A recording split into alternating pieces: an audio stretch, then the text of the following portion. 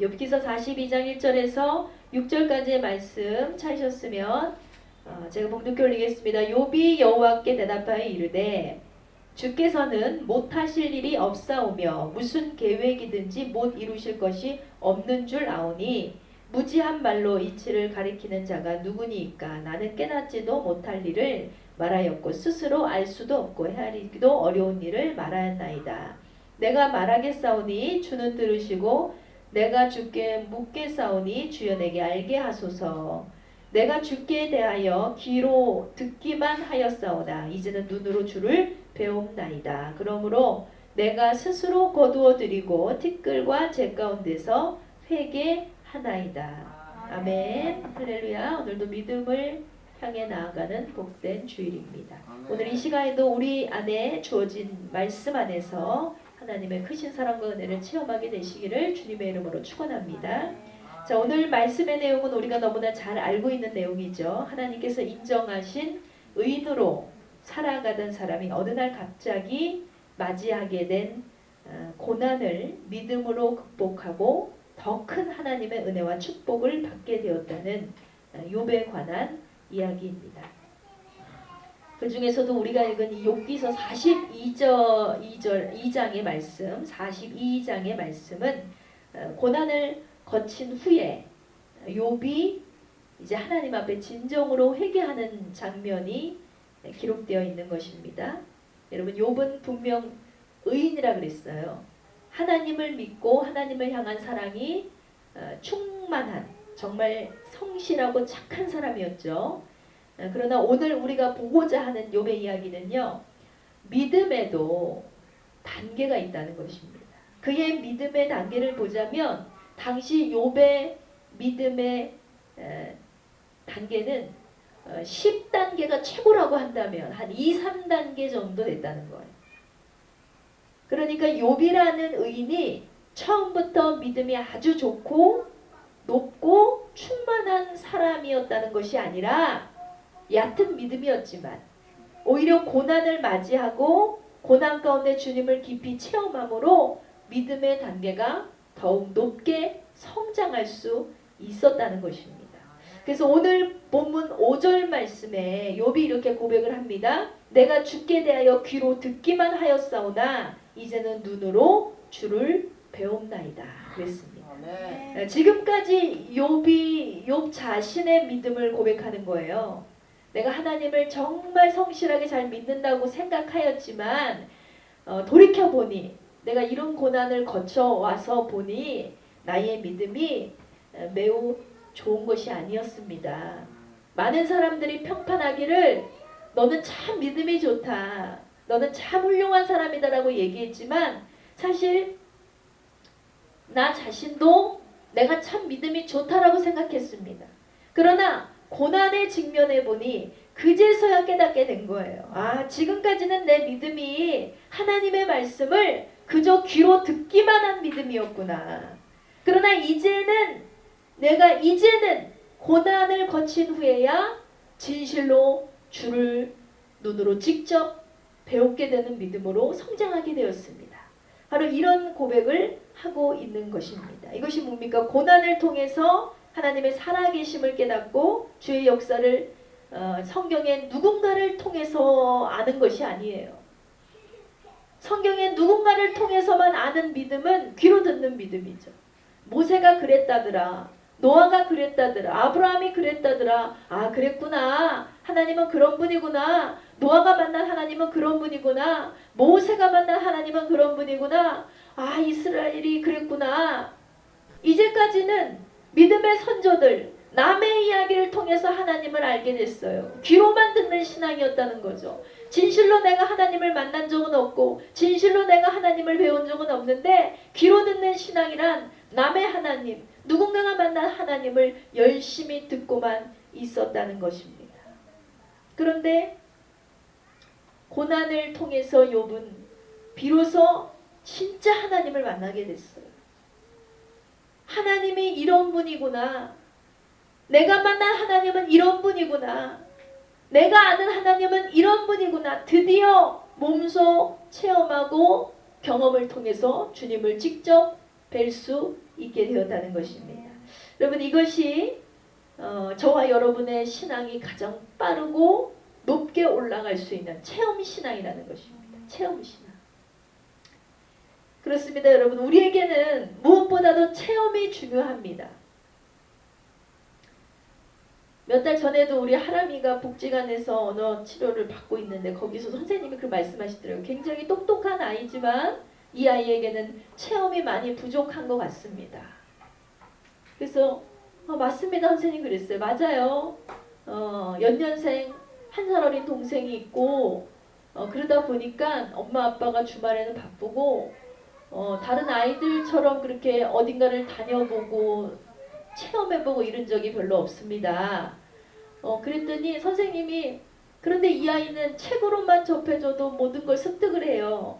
그래서 이 아이에게 물어본 건 선생님이 이게 뭐지? 그림책을 보여주면서 물어봤대요. 바다 그림을 보고. 근데 바다예요. 바다는 어디 있지? 책이 있지요. 우리 집 책에 있어요. 이렇게 얘기를 하는 거예요. 실제로 바다를 본 적이 없었어요. 그래서 우리가 맞아요. 너 바다를 보고 왔죠. 그런 것들.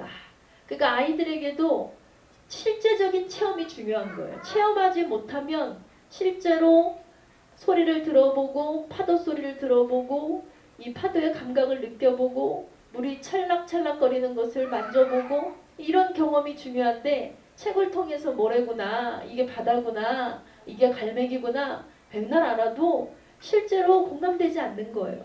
그 마찬가지로 이 욥의 신앙도 그랬다는 거죠.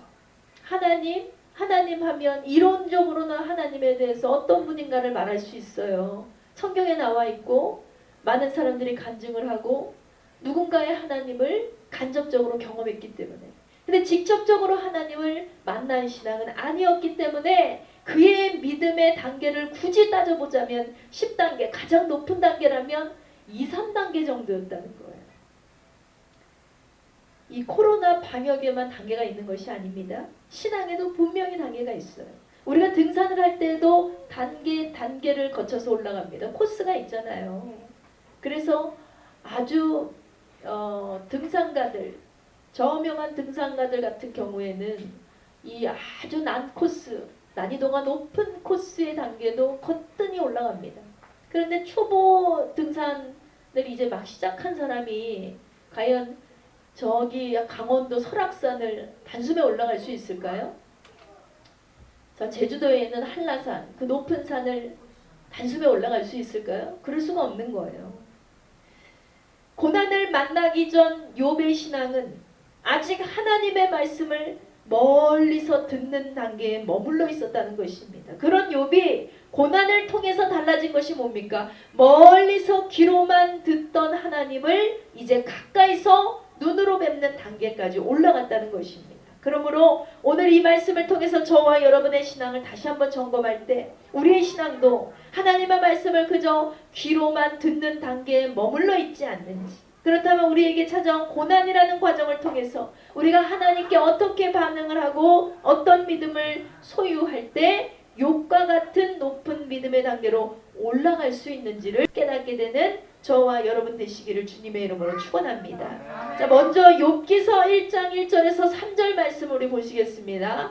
오늘의 본문은 42장이지만 욥기서 1장 첫 페이지를 우리가 함께 보시겠습니다. 욥기서 1장 1절에서 3절 말씀. 우스 땅에 욥이라 불리우는 사람이 있었는데 그 사람은 온전하고 정직하여 하나님을 경외하며 악에서 떠난 자더라. 그에게 아들 7과 딸 3이 태어나니라. 그의 소유물은 양이 7,000마리요 낙타가 3,000마리요 소가 500결이요 암나귀가 500마리며 종도 많이 있었으니 이 사람은 동방 사람 중에 가장 훌륭한 자라 그랬습니다. 이것은요 세상의 평판이기도 했고 하나님의 평판이기도 했습니다. 이 세상에서는 소유가 많은 자들을 훌륭하다고 얘기하고 성공했다고 이야기하잖아요. 욥기서 첫 시작은 이렇듯 아름답습니다. 굉장히 아름답죠. 왜냐하면 욥에 대한 칭찬이 한가득 나와 있어요. 그런데 그가 동방의 의인이라고 말하는 이때에 영적으로 보자면 육적으로는 그가 굉장히 충만한 자였지만 영적으로 말할 때 그의 신앙의 단계는 매우 약한 단계였다는 것입니다. 하나님의 말씀을 멀리서 듣는 의인. 결국 진짜 믿음의 수준에 올라가 십자가를 통과해낸 의인이 된 것은 극단적인 이 극심한 고난의 과정을 거치면서 완성이 됐다는 것입니다. 그렇다면 욥이 겪게 된 고난을 통해서 하나님께서는 욥을 어떻게 훈련을 하셨느냐? 먼저 욥은 세상을 추구하던 것들, 세상에서 욥이 추구하던 것들을 하나님께서는 하나씩 끊는 훈련을 해 주십니다. 이것은 우리가 십자가의 고난을 받아들일 때, 우리가 하나님을 믿을 때 십자가를 받아들인 사람 안에서 일어나는 현상과 똑같은 거예요. 십자가를 받아들인 성도는요, 그때로부터 자신이 알지 못했던 자신의 죄를 보게 됩니다. 그래서 이 죄가 잘못된 것이고, 이 죄가 하나님께는 불법이고, 이 죄를 가지고는 절대로 하나님의 자녀가 될 수 없다는 것을 깨닫게 되는 거예요. 이것은 주님을 만난 사람들은 누구나 경험하는 거예요. 그래서 주님을 처음 영접을 하고 성령 체험을 받았을 때 많은 사람들이 눈물, 콧물을 빼는 시간들을 갖습니다.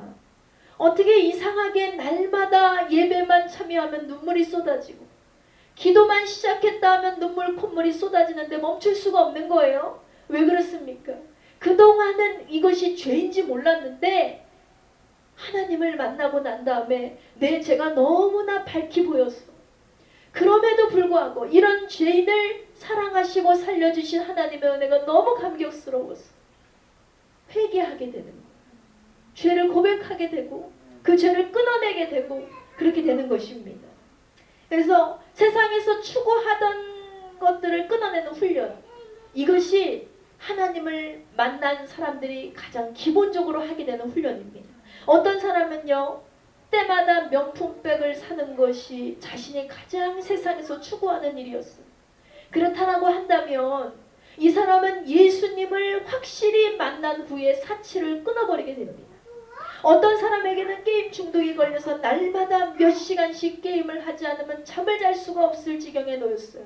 그런데 이 사람이 예수님을 인격적으로 만난 후에는 게임을 하며 허송세월을 보내던 나날들을 후회하며 절대로 이제는 그 시간을 낭비하지 않게 됩니다.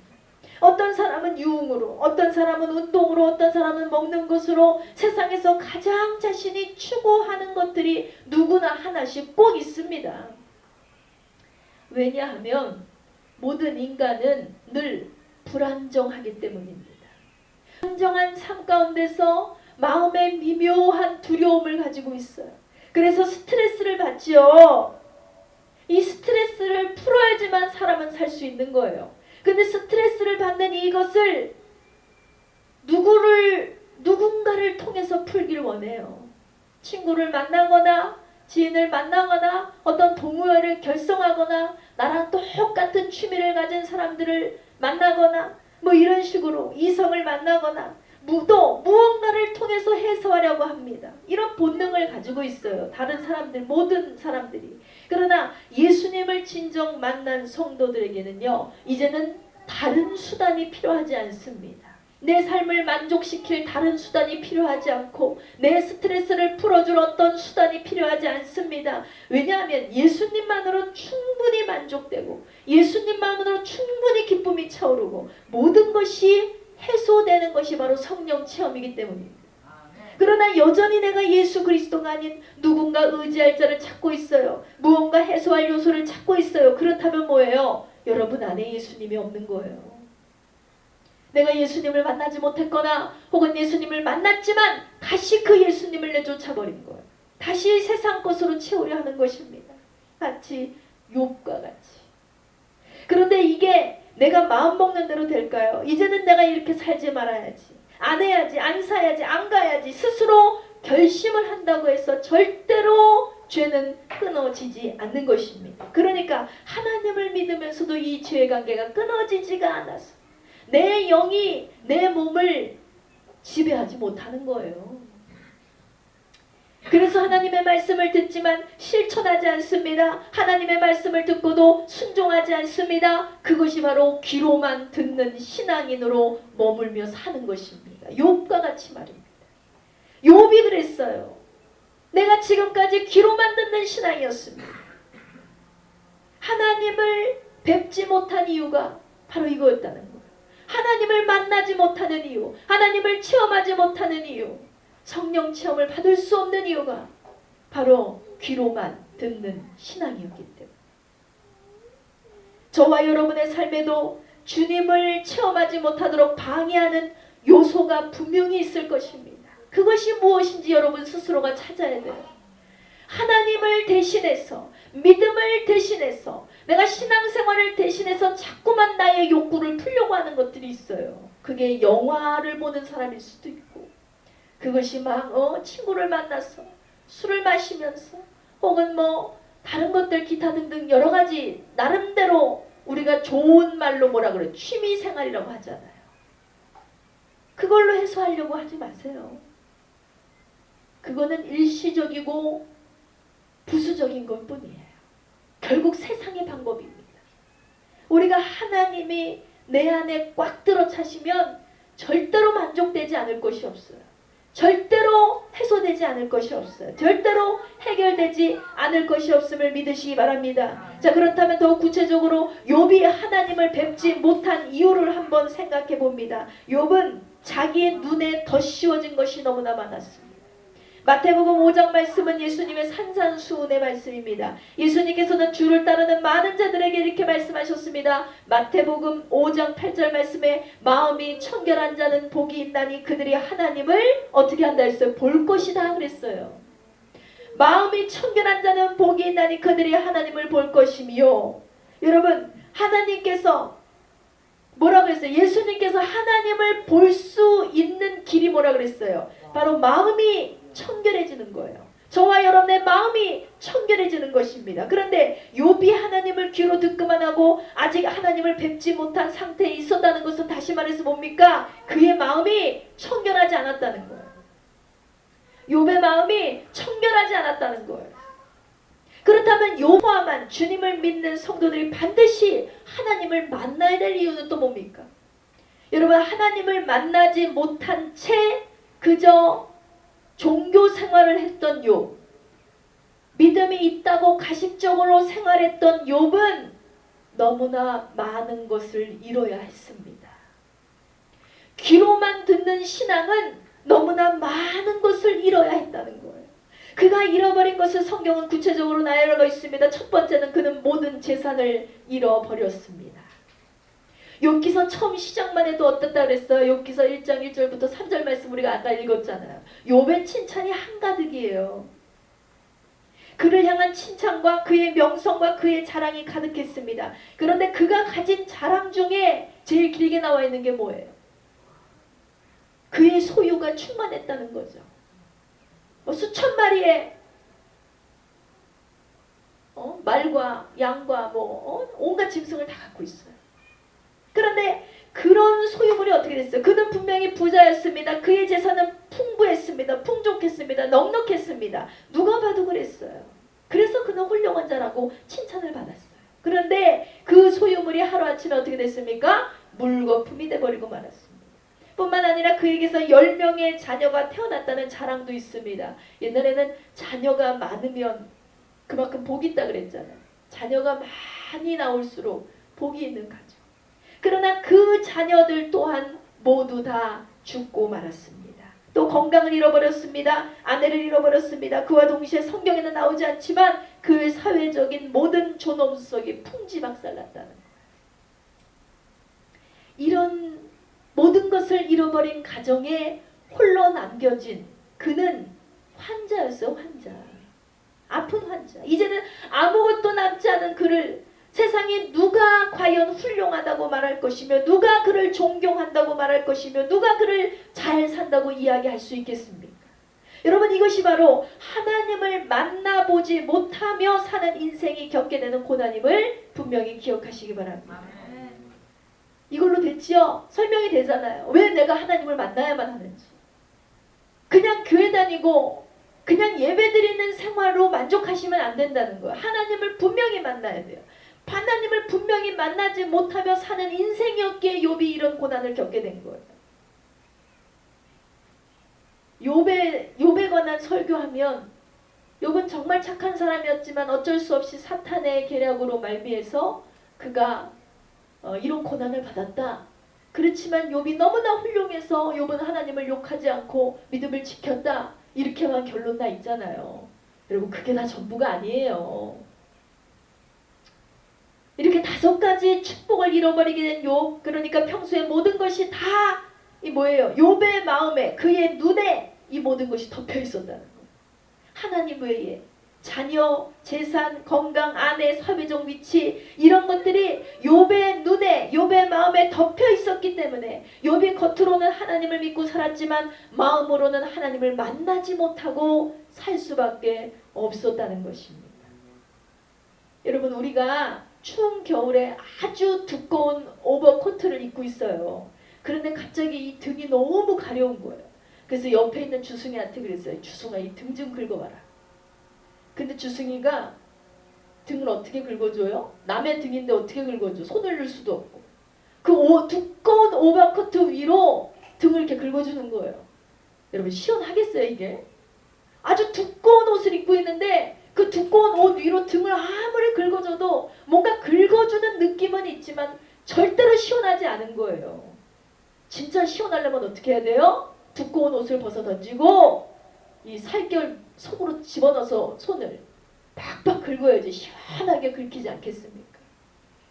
여러분 이것이 바로 귀로만 듣는 신앙인의 삶입니다. 하나님을 믿고 있어요. 교회를 다닙니다. 그런데 뭔가 시원하지가 않죠. 개운하지가 않아요. 하나님을 믿는다고 말하고 있지만 내가 하나님을 진짜 만난 것 같지 않은 삶을 살고 있는 거예요. 이것이 바로 두꺼운 오버커트를 입고 있으면서 등을 긁고 있는 사람의 모습입니다. 내가 하나님을 믿는다고는 하지만 내 삶 가운데 하나님이 느껴지지 않습니다. 하나님이 멀찍이 떨어져 있고 아주 가까이 그분을 체험하지 못한 채 살아가는 것이 두꺼운 오버커트를 입으며 살아가는 인생이라는 것입니다. 근데 그 이유가 뭐라 그랬어요? 우리의 인생의 두꺼운 오버커트를 벗어 던지려고 하지 않아요. 그렇다면 여러분의 오버코트는 무엇입니까?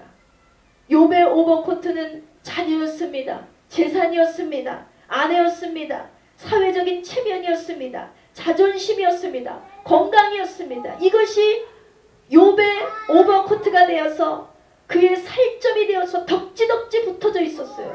이 욥의 영혼을 두껍게 싸고 있었기 때문에 이것을 벗어 던지지 않고서는 절대로 하나님을 뵐 수가 없는 거예요. 그래서 하나님께서 욥을 사랑하셔서 이것을 벗겨내신 거죠. 작업을 시작하셨어요. 고난을 통해서 말입니다. 그런데 어느 날 욥의 화려한 이 껍데기가 벗겨져 버렸습니다. 아무것도 남지 않게 하셨어요. 그러자 자연히 마음과 영혼까지 그는 벗은 몸이 되었습니다. 그러니 욥이 얼마나 괴로웠겠습니까? 당연히 아파합니다. 왜냐하면 이게 욥에게는 사랑의 대상들이었기 때문입니다. 사랑하지 않는 것을 잃고 아파하는 사람은 없습니다. 지나가는 사람끼리 싸움이 붙었어요. 우리가 보면서 안타까움은 느껴도 이 싸우는 사람들을 보면서 진정으로 막 가슴 아파하고 눈물을 흘리고 이런 사람 있어요? 저쪽에서 불이 났어요. 어머 큰일 났다. 저 집에 불이 났네. 하지만 그 불난 집을 보고 막 눈물을 흘리고 통곡하고 막 그런 사람 있어요? 그런 사람은 없어요. 왜 그렇습니까? 내가 사랑하는 대상이 아니기 때문에 그렇습니다. 우리가 이웃이 사고로 돌아가셨다고 해도 마음에 안타까움은 있지만 내 마음이 찢어지는 고통은 없잖아요. 그런데 상실의 아픔이 있다는 것은요, 그것들을 사랑했기 때문입니다. 사랑했다는 증거예요.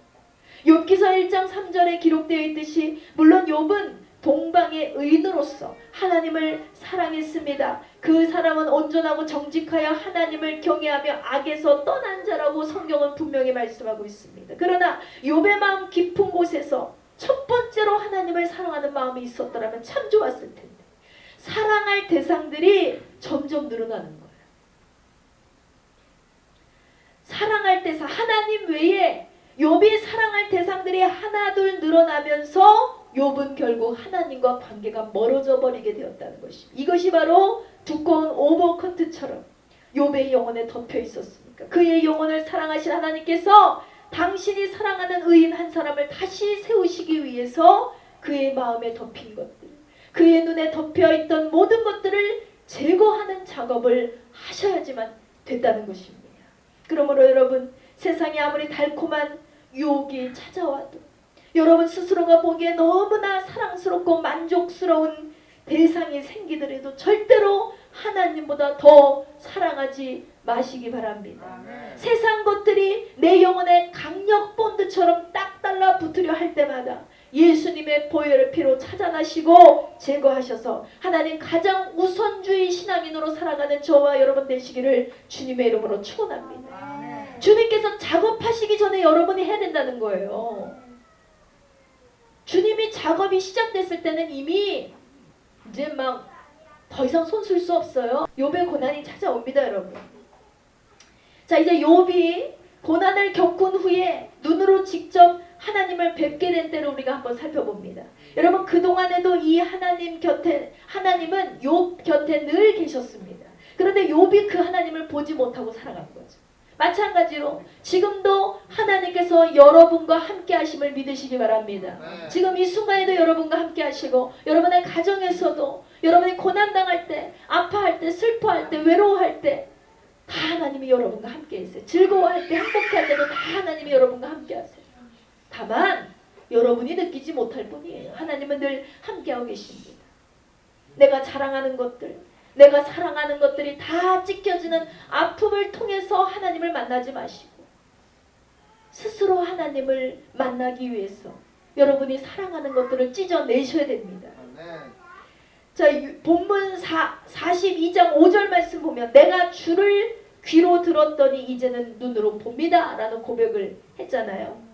예수님께서는 마태복음 16장 24절을 통해서 분명히 우리에게 말씀하셨습니다. 누구든지 나를 따라오려거든 어떻게 하라 그랬어요? 자기를 부인하고 자기 십자가를 지고 나를 따를 것이니라 그랬어요. 그렇다면 우리의 십자가가 뭐예요? 욥기가 그대로 보여주고 있는 거예요. 욥이 잃어버린 것들이 바로 욥의 십자가였습니다. 우리가 주님보다 더 사랑하는 것들, 이런 걸 부인해야 된다는 거예요. 내 살처럼 우리의 영혼에 딱 달라붙어 있는 것들을 부인하고 십자가를 지고 예수님을 따라야 된다.